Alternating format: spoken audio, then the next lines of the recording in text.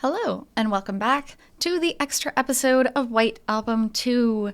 This is, well, it shows part 1, but we did actually read through the epilogue, so I would recommend starting with that video.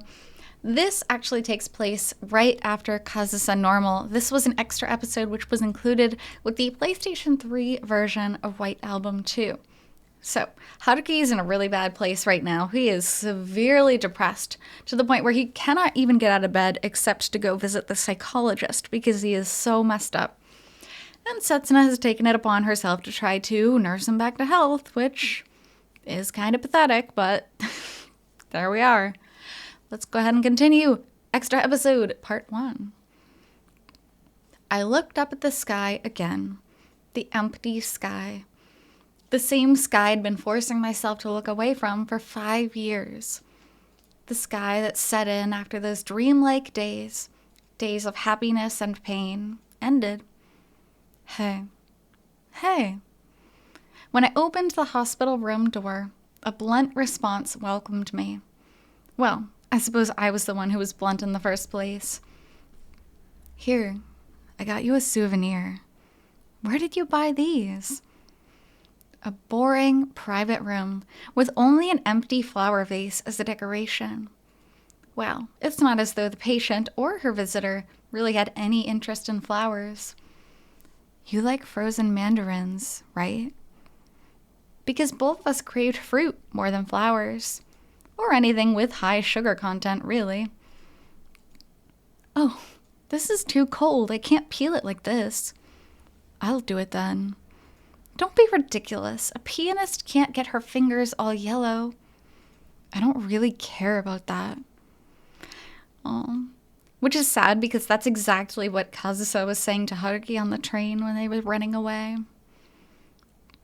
The two of us, in this single space where we could speak Japanese, found ourselves relaxing some of the tension we'd been holding. This was my hour of comfort, which only came once a day. But what? Why are you staring at me? I'm not, really. It looked like she had lost weight again. Sad. So, of course, in this route, Kazusa's mom's really not doing that well.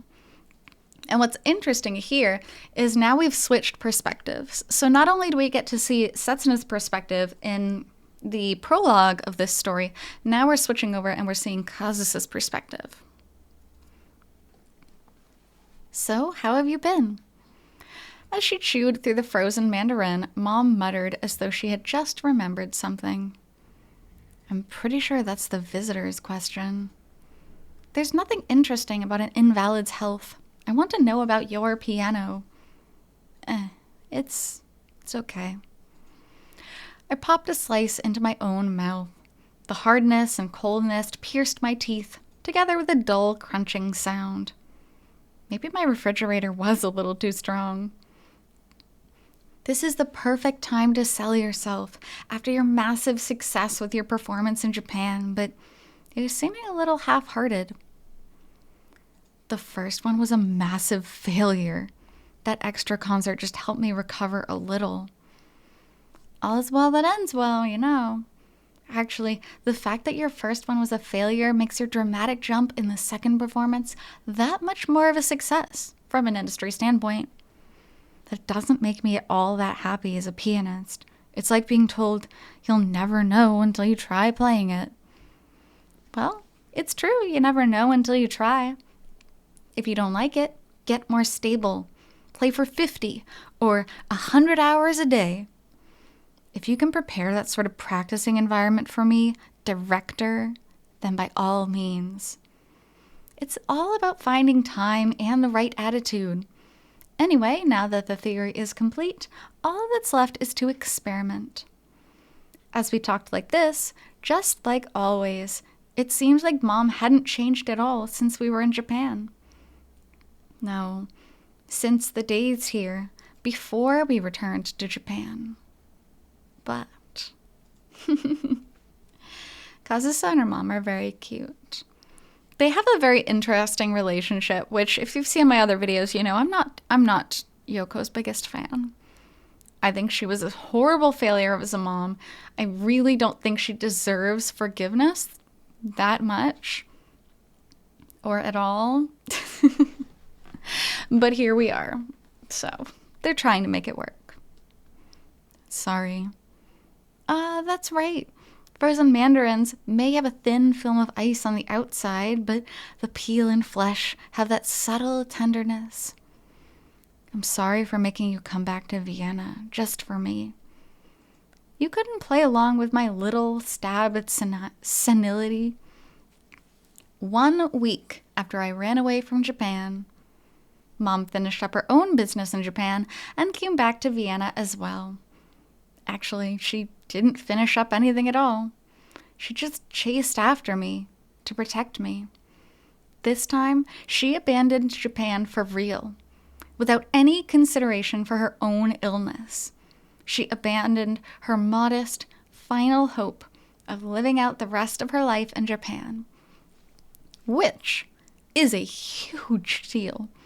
Tomoyoko's dying, right? Like, that's the bluntest way to put it. She is dying. And she wanted to die in Japan. That was her final wish. But when Kazusa ran away from Japan, she put aside her own final life wish to go protect Kazusa. That's insane. I don't like Yoko, but as a mom, that's a really big thing to do. Like, wow. And realistically, like, thank God she did that, because Kazusa is kind of hopeless. I don't think she's learned much so far in this route. I really don't. I'm proud of her for giving up Haruki in the end and kind of realizing that that was not a good way to go about keeping him. But that's really the only growth, arguably, again, that I think she showed. So I'll do anything. I won't be picky. I'll come and visit you every day. I'll do whatever you tell me to do. So just, how many times do I have to tell you? Play the piano. You don't have time to say it's just okay. Mom. Also, I don't regret coming back. My home is wherever the daughter I love is. I finally feel that way. And Yoko took a long time to use the word love for her daughter. She really did. She called her idiot daughter pretty much the whole game. The whole game. And that was after abandoning her. So the fact that she finally feels this way, my opinion, too little too late, but it is nice. When I first found out about it here in Vienna, my emotions were a mix of despair, irritation, and grief. And in some corner of that, there was a part of me that finally understood why Mom was so fixated on that performance in Japan, why she was so determined to get me to sprout over there. Everything started to line up, and I started to hate myself.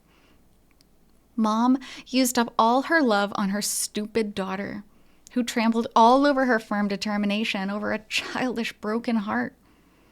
My own selfishness, the fact that I forcibly brought Mom back to Vienna, the fact that I might have hastened that time.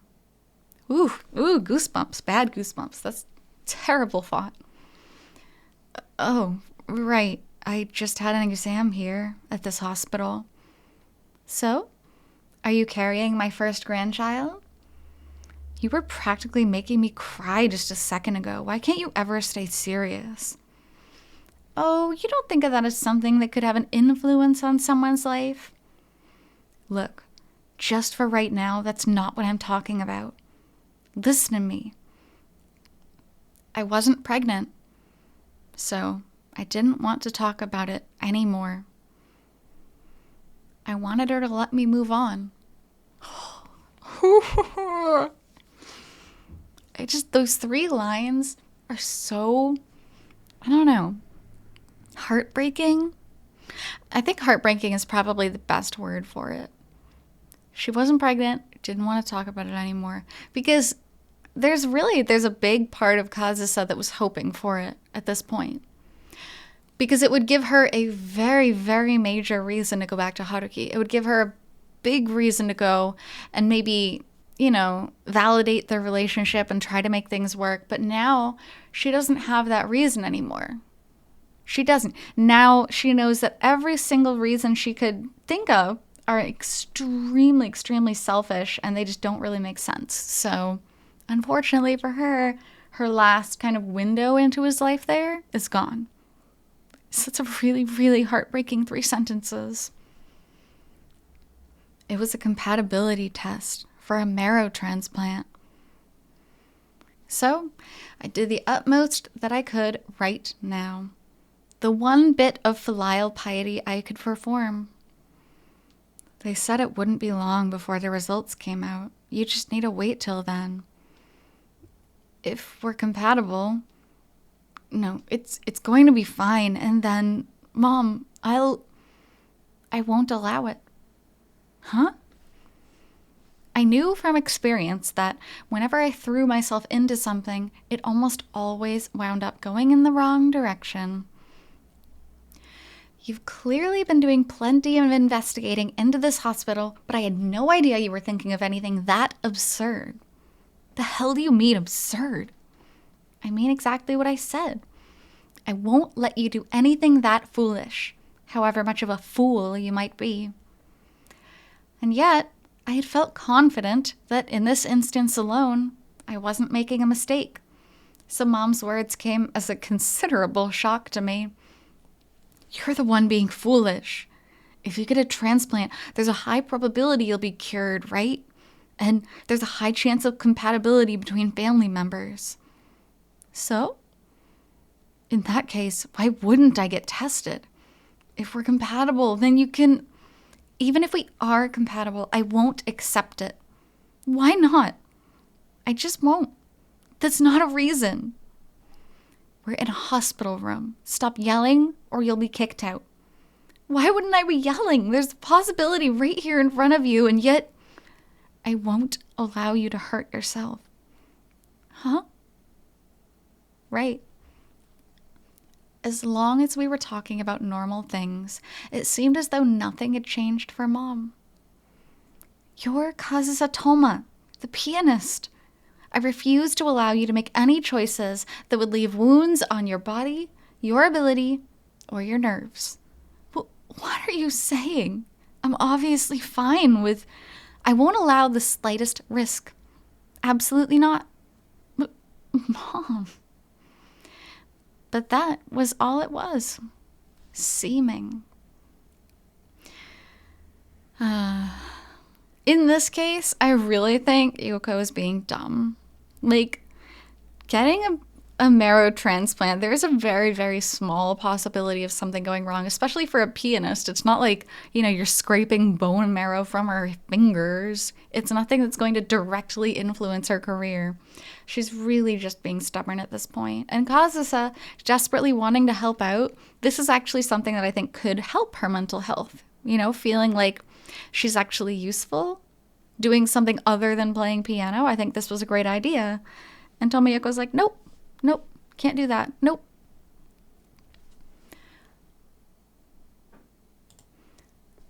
No one has the right to take my single hope away from me. But even if that's what you want, I won't allow it. I won't let you do it, Kazusa. Mom loved me too much. She was picturing me as her successor, imagining the world after she was gone. When I left the hospital, the same empty sky greeted me. A sky at the end of a dream, reflecting my own heart, feeling like it had even less of a place to go than I had that afternoon. But even after I woke up from that dream, reality would go on. A reality that was even crueler because it had granted a lifetime worth of wishes. Because I had caught a glimpse of heaven. And, on that note, I don't think this is entirely fair. I mean, obviously, nothing in this game is fair, but Kazusa's heaven was really just stealing from Setsuna at that point. Because in Kazusa Normal, obviously, she just kind of stole Setsuna's life for those few months. She became Haruki's girlfriend. She became the love of his life. And it was temporary. And that's what they agreed on for so long, that this was only going to be temporary. So even though she's like, oh, it was bliss, it was amazing, it's not. That's not what love is supposed to be. You're not supposed to feel that insecure about things all the time, but that's what it was. And so my hope for Kazusa in the future would be that she's finally able to find something like that, where she's not constantly looking over her shoulder. She's not constantly wondering whether the guy loves somebody else more than her, because that's what it was the entire time where they were together, and that's horrid. So, moving on to extra episode part 2. We got a party between the trio of girls. So let's continue from there. I don't know. It's a little different from what I imagined. Wait, what? Are you telling me even you're susceptible to the new recruit blues? Did something happen at the office? How do I put it? It feels like they're taking me lightly, maybe. Like, I'm not really sure whether they think I'm necessary. Oh, wow. I feel like I'm looking at myself from a year ago. Well, you tend to feel a lot of gaps at the very beginning, but since you're just in your first month, you can still focus on learning by observation, right? Well, the training period does tend to be longer, the bigger the company. Where Tomo is, it could go on for about a year, I feel like. This is your study period. If you work hard at it, you'll probably start seeing more and more. Although, I'm not sure how much weight that has, coming from 2 people who are in their second years like us. No, it's nothing that abstract. There's something more concrete I'm unhappy with right in front of me. What do you mean? I love girls just like talking about work. This is such a far stretch from the introductory chapter when they were just high schoolers with nothing hugely consequential to worry about. Now it's work talk. I mean, the mixer that just happened, for example. I went there thinking I might be able to build some connections, but everyone there was just assistant level. Huh? Hey. It was a huge letdown. Anyway, cheap drinks like that always end up in splitting the check. I mean, who would go on for a second round after something like that? You get me? I'm not sure I do.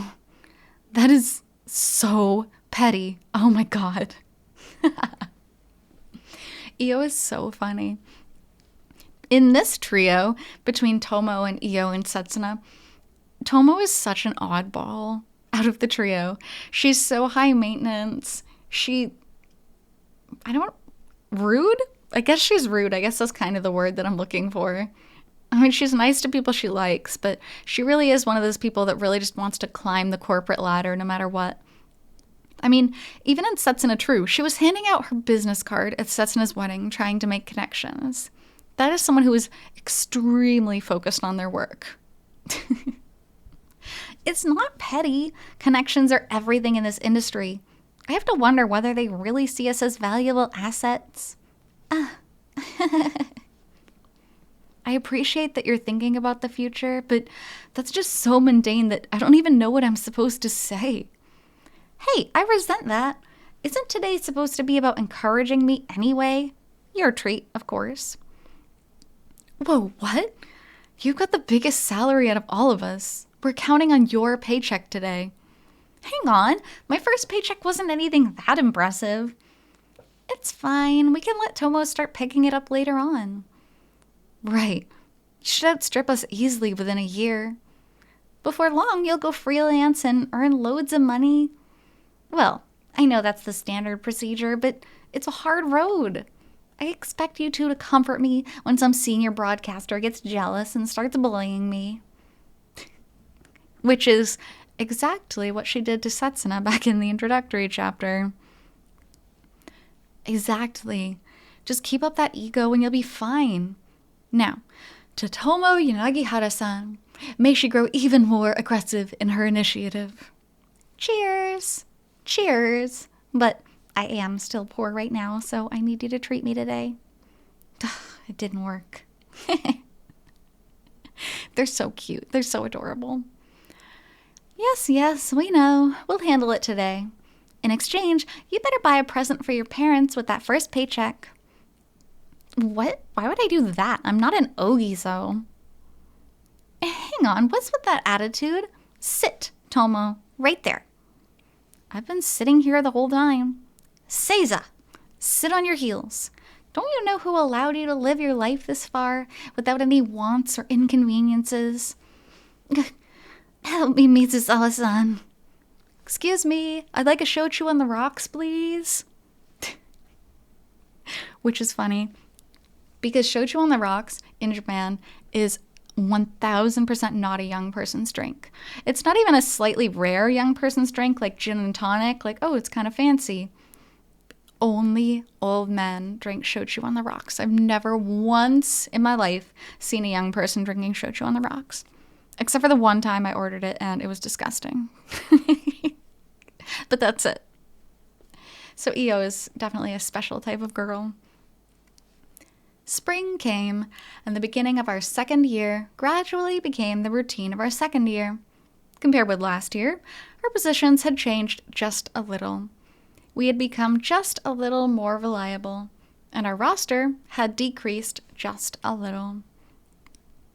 And now, let's check up on the boys. Wait, what? Damn it, that's my 19th loss in a row. Haruki, show a little mercy, will you? You clearly aren't made for fighting games, Takeya. Have you ever even played one before? You're just too good.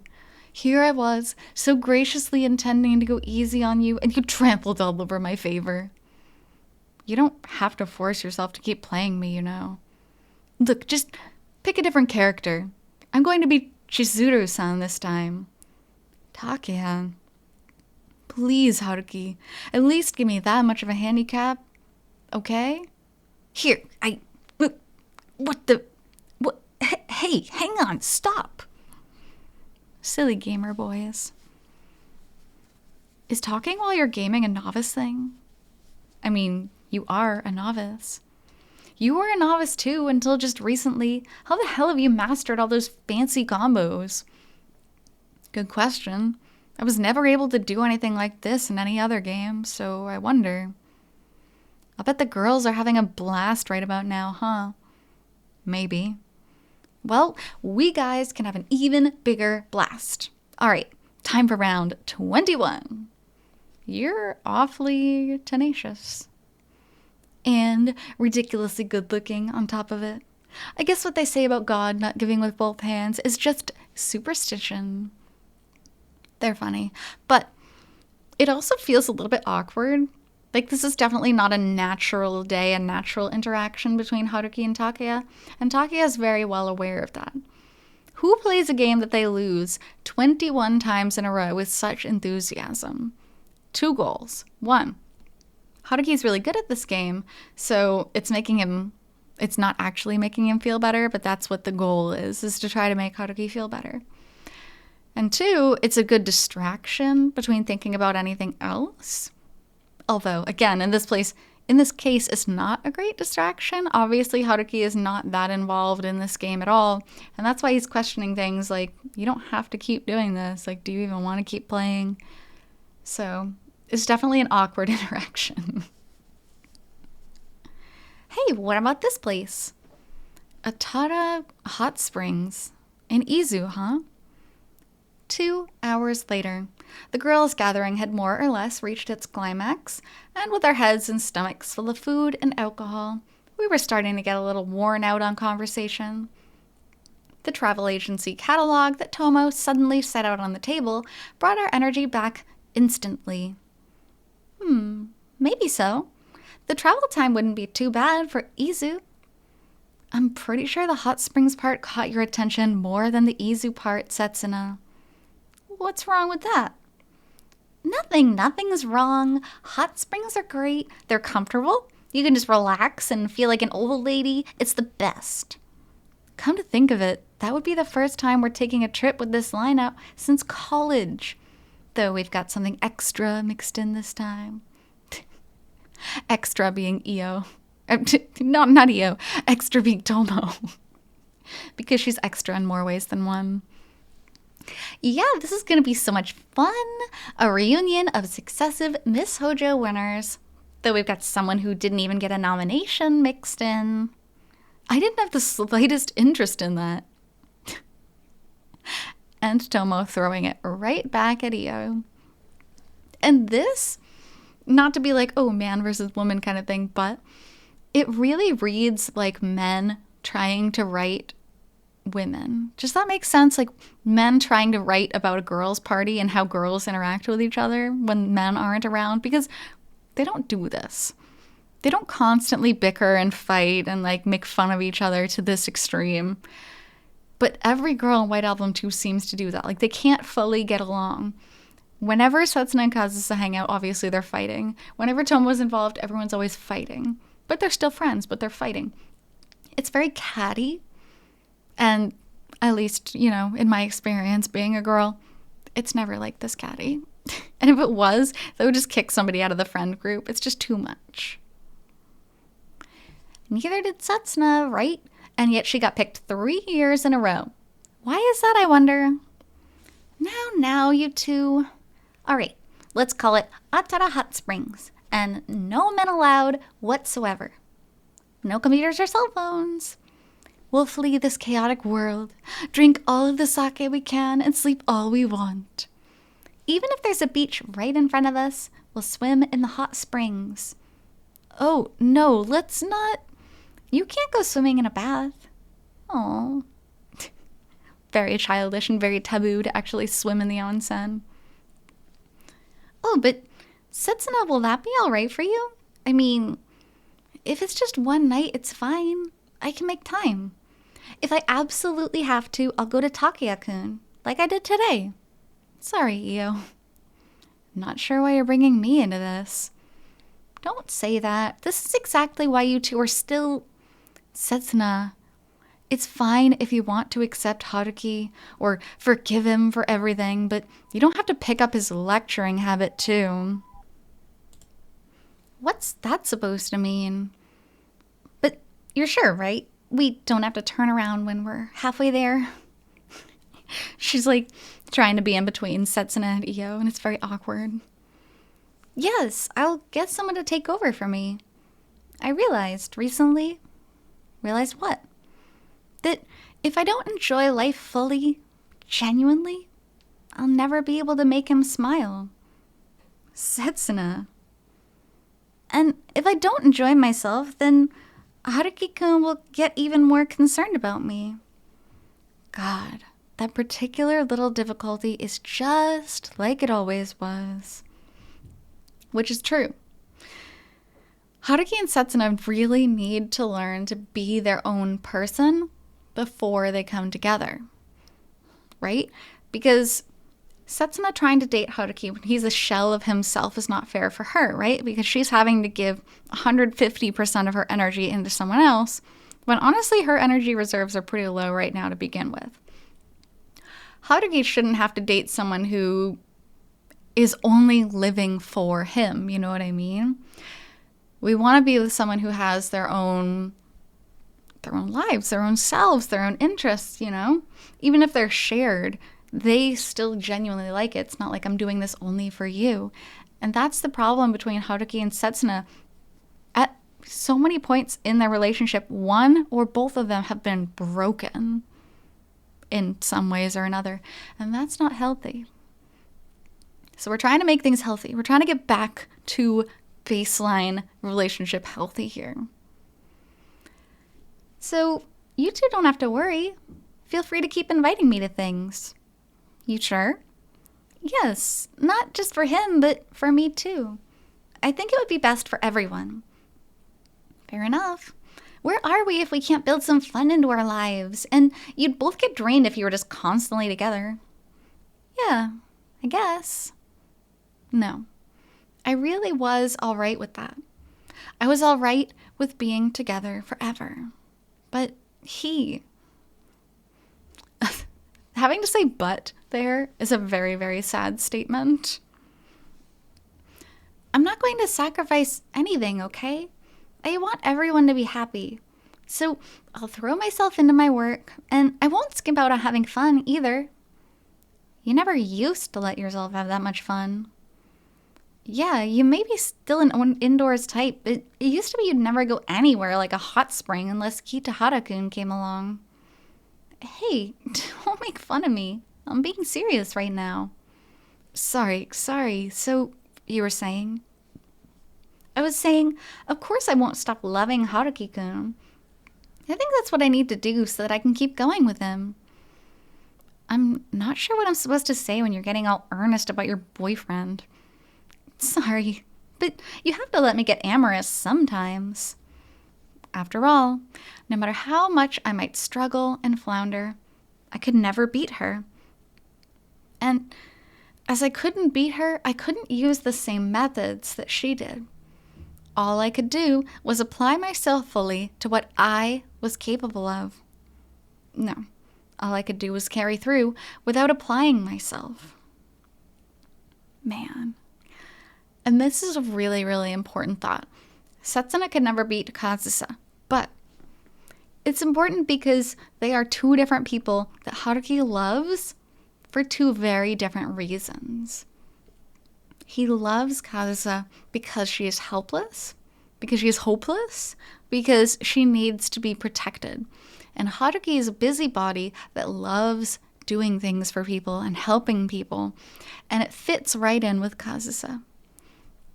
He loves Setsuna because she will take care of him, and she will protect him, and she will take care of him, and he likes that feeling also.